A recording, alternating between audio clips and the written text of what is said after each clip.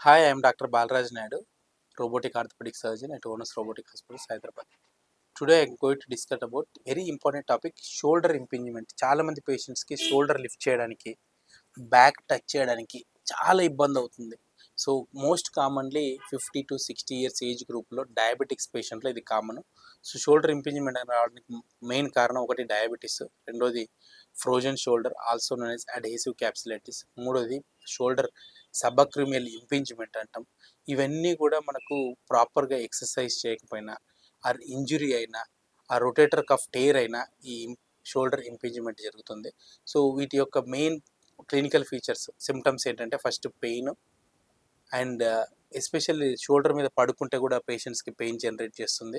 It will not allow to sleep on that shoulder and pain from 60 to 120 degrees and even పోపు డబ్బా తీసుకోవడానికి కష్టం అవుతుంది, even water bottle lift చేయడానికి కష్టం అవుతుంది, ఈవెన్ వెంట్రుకలు దువ్వుకుందామన్న కష్టం అవుతుంది, బ్లౌజ్ కానీ షర్ట్ కానీ వేసుకునే చాలా ఇబ్బంది అవుతుంది.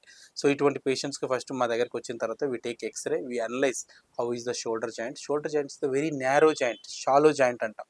సో యూజువల్ చిన్న ప్రాబ్లం వచ్చినా స్టిఫ్ అయిపోతుంది.